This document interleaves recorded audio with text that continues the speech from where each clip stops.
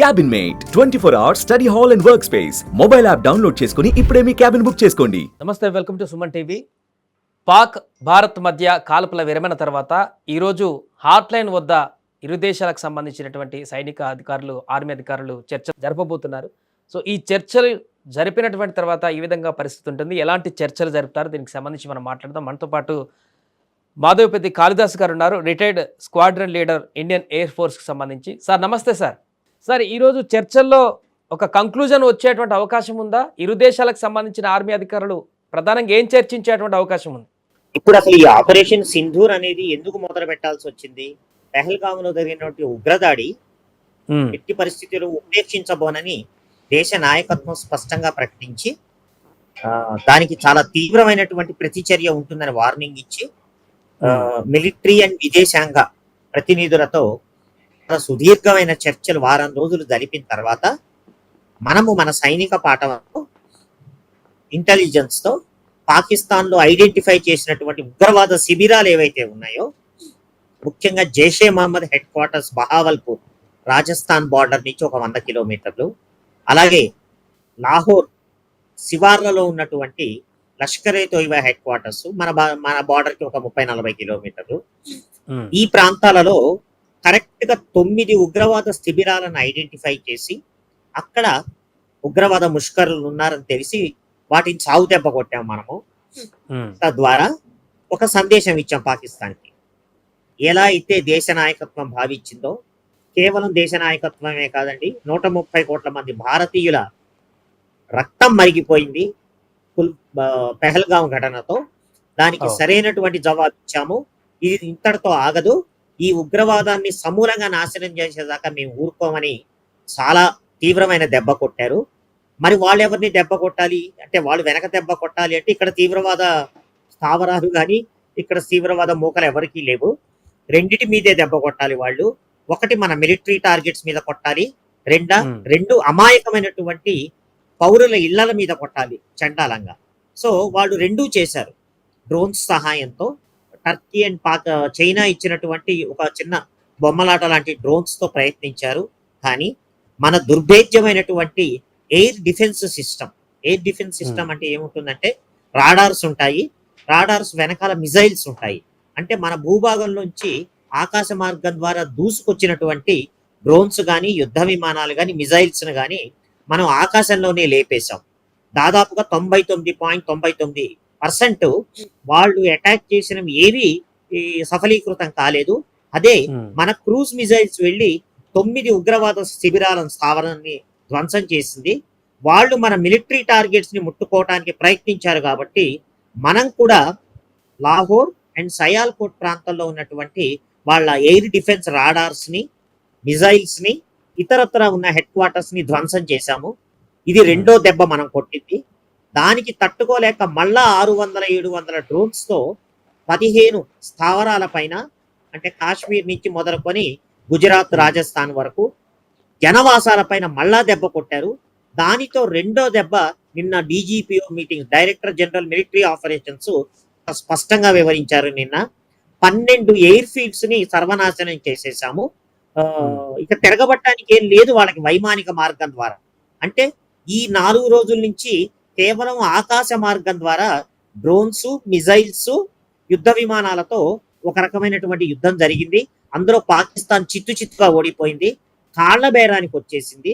వాళ్ళకి అర్థమైపోయింది మన ఎయిర్ డిఫెన్స్ ని వాళ్ళు ఏమీ చెయ్యలేరు. కానీ మనం చాలా తీవ్రంగా కొట్టాము.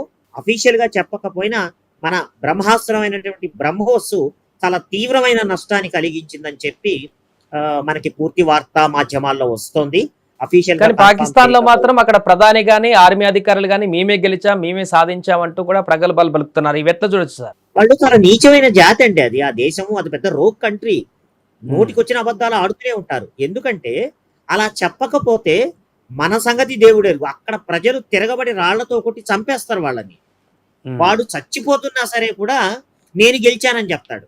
సో అంత నీచమైన జాతి అది. దాని గురించి మీడియాలో వాళ్ళు మాట్లాడే పిచ్చి మాటలు ఎవరైతే మనం ఇన్నేళ్ల నుంచి, నేను సర్వీస్ లో ఉన్నన్నాళ్ళు లేదా గత 20 ఏళ్ల నుంచి కొన్ని వందల ఇంటర్వ్యూస్ ఇచ్చాను, ప్రతిసారి వాళ్ళు ఇలాగే మాట్లాడతారు. మేము తప్పు చేశాము, ఇప్పటిదాకా తీసుకొచ్చాము, చాలా నీచమైనటువంటి ఉగ్రవాద పంధాన్ని మేము అనుసరించాము అని వాళ్ళు ఎప్పటికీ ఒప్పుకోరు. వాళ్ళ డిఫెండింగే చేసుకుంటారు, లేకపోతే ప్రజలు వాళ్ళని కొట్టి చంపేస్తారు అలా చెప్పకపోతే. ఎందుకంటే వాళ్ళకి అంత తీవ్ర మతోన్మాద దేశం. ఒక చిన్న ఉదాహరణ ఇస్తాను. ఆఫ్టర్ ఆల్ ఒక క్రికెట్ మ్యాచ్ లో ఓడిపోతేనే మేము భారత్ చేతిలో ఓడిపోలేదు, మేము హిందువుల చేతిలో ఓడిపోయామని ఈ రోడ్ల మీదకి వచ్చి టీవీలు పగలగొట్టేటువంటి నీచమైన జాతి. అలాంటి యుద్ధంలో చావు దెబ్బ తిన్నామని ఒప్పుకుంటే వాళ్ళని అక్కడికక్కడే కాల్చి బూడిద చేసేస్తారు.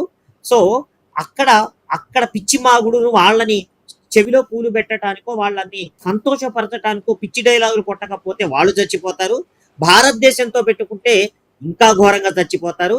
వాళ్ళ పరిస్థితి ఎలా ఉందంటే ముందు నుయ్యి వెనుక గుయ్యలాగా ఉంది. అడకత్తెరలో పోక చెక్కలాగా ఇరుక్కుపోయారు. మన మిలిటరీ దెబ్బకి, ఎయిర్ ఫోర్స్ దెబ్బకి, ఆర్మీ దెబ్బకి కుదేలైపోయారు. ఇలా గనక 3-4 రోజులు కొనసాగితే సర్వనాశనం అయిపోతారు. కాళ్ల బేరానికి వచ్చారు. డైరెక్ట్ గా అయితే పరువు పోతుందని అమెరికా కాళ్ళు పట్టుకొని బతిమాలి బామ్మాలి అమెరికా ప్రెసిడెంట్ ద్వారా ఒక ట్వీట్ ని పెట్టారు. సరే, మనం కూడా మన ఉద్దేశం ఆ దేశాన్ని నాశనం చేయాలని కాదు, వాళ్ళ ప్రజల్ని నాశనం చేయాలని కాదు, కేవలము ఉగ్రవాదం అనేది శాశ్వతంగా పాకిస్తాన్ లో ఉండకూడదు అన్న ఉద్దేశంతోనే ఇది మొదలు పెట్టాము. జరగబోయే చర్చల్లో కూడా అది మాత్రమే ప్రస్ఫుటంగా హైలైట్ గా ఉంటుంది. దానికి వాళ్ళు అగ్రీ కాకపోతే మనం చేయాల్సింది చేస్తాం.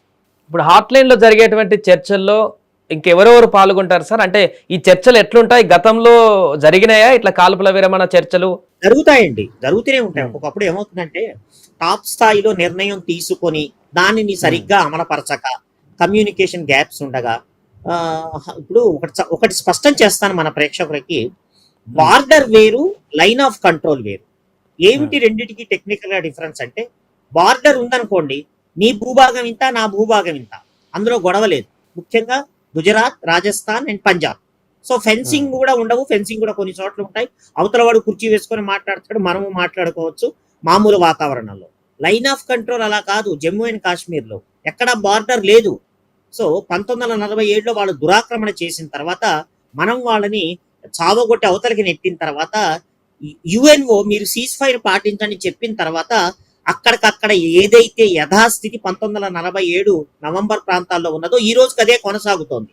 నేను ఒక పూట ఒక యుద్ధాన్ని, ఒక గొడవను చేసి నిన్ను 1 కిలోమీటర్ అవతలకి నెడితే ఆ రోజుకి అదే బార్డర్, లైన్ ఆఫ్ కంట్రోల్ అంటే. లేదా అవతల వాడు నన్ను 2 కిలోమీటర్లు వెనక్కి నెట్టి ఆక్యుపై చేస్తే అదే లైన్ ఆఫ్ కంట్రోల్, అదే బార్డర్. సో అలా ముందు వెనక్కి అవుతూ ఉంటుంది. అక్కడ ఎవరిది నీది ఎంత, నాది ఎంత లెక్క ఉండదు. ఈ ఎల్ఓసి దగ్గర డిజిఎంఓ లెవెల్లో చర్చలు అయినప్పటికీ కూడా ఒక్కొక్కప్పుడు ఇంప్లిమెంట్ చేయడానికి కొంచెం టైం పడుతుంది. కానీ ఈ చర్చల్ని తీసుకొచ్చింది పాకిస్తాను. చాలా బీరాలు పలికింది, మనం ఏం చేయలేకపోయారింది. మరి చర్చలు దేనికి ఇంకా అంటే ఒకటే పద్ధతి వాళ్ళది, అందితే జుట్టు లేకపోతే కాళ్ళు. వాళ్ళ కుయుక్తుని గమనించాలి. ఇంటర్నేషనల్ గా మనకి విపరీతమైన సపోర్ట్ వస్తుంది. ఎట్టి పరిస్థితుల్లో వాళ్ళ కళ్ళబొల్లి మాటలు నమ్మి మనం గనక ఆపరేషన్ ఆపితే, వాళ్ళ ఇప్పటికే చాలా మంది టెర్రరిస్టు పారిపోయి ఉంటారు. అయినా సరే మనకు లిస్ట్ ఉంది. ముఖ్యంగా వాళ్ళ టెర్రరిస్ట్ నాయకత్వాలు అజర్ మసూద్ గాని, సయ్యద్ హఫీజ్ గాని, జమాతుల్ దవా, హిజ్బుల్ ముజాహిదీన్, ఈ ఉగ్రవాదులు మనకి హ్యాండ్ ఓవర్ చేసి తీరాలి. నా ఉద్దేశంలో అదే స్పష్టంగా చెప్తుంది అనుకుంటాను భారత్.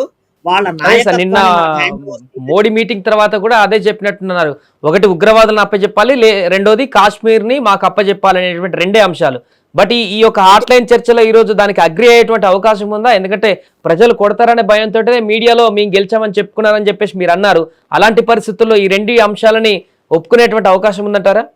పిఓకని అప్పగించటం అన్నది అది పొలిటికల్ డిసిషన్. యుద్ధపరంగా సైన్యానికి సంబంధం లేదు. ఎస్, అయితే అది వార్తలు వస్తున్నాయి కానీ కన్ఫర్మ్డ్ కాదు. ఆయన పేరు మీద వార్తలు వస్తున్నాయి. ఐ డౌట్ అంత ఓపెన్ గా ఉండదు. ఒకటి మాత్రం ముఖ్యంగా ఉంటుంది, ఈ ఆపరేషన్ సింధూర్ మొదలెట్టిందే ఉగ్రవాదం అంతం చుట్టానికి.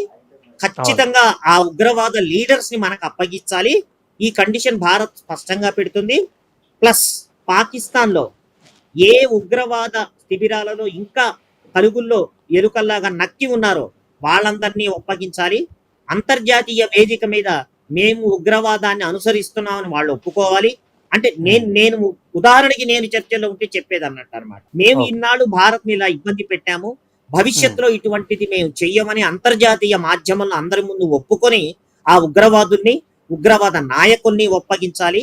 అలాగే ఇండస్ట్రీని భారతదేశం మనం జస్ట్ మేము అవసరమైతే బిగించేస్తాము అన్న దానికే పిచ్చి పిచ్చి Hmm. ప్రేరేపణలు పేరారు. ఒక్క ఇటుముక్క వేసినా నాశనం చేస్తాము, బిలావల్ బుట్టో లాంటి మూర్ఖులు బచ్చగాళ్ళు వీళ్ళందరూ నోటికి వచ్చినట్టు వాగారు. అవన్నీ పక్కన పెడదాం. Political dialogues. యుద్ధపరంగా ఎస్, ఎక్కడైనా బ్రేక్ కావాలి అంటే ఉగ్రవాదమే. మనం చాలా దెబ్బ కొట్టింది కూడా చాలా జాగ్రత్తగా చూడండి. మన మిలిటరీ Hmm. టార్గెట్స్ మీద కొట్టలేదు, ప్రజల మీద కొట్టలేదు. ఆ దుర్మార్గులు, ఆ నీచులు డ్రోన్స్ సహాయంతో విచ్చలవిడిగా దెబ్బ కొట్టారు. మనం ఎక్కడ విచ్చలవిడిగా కొట్ల, చాలా ప్రిసిషన్ తో మనకున్నటువంటి బ్రహ్మోస్ మిజైల్ ఇతరత్ర వాటితో కేవలము మిలిటరీ టార్గెట్స్, కోలేటరల్ డ్యామేజ్ జరగకుండా ఎక్కడ Hmm. కావాలో అక్కడ అన్నమాట. అంటే ఈ సందర్భంగా ఏదో అది సినిమా అతడు సినిమాలో తనిఖీల భరణి పాత్ర చెప్తుంది. చాలా ఒక గులాబీ మొక్కకు అంటు ముక్క పెట్టేలాగా పద్ధతిగా కొట్టాడు రా అని అంటాడు పాత్ర. అచ్చు అలాగే మనం కొట్టాము. సో ఆ దెబ్బకి దిమ్మ తిరిగిపోయింది పాకిస్తాన్ కి, కాళ్ల బేరానికి వచ్చింది.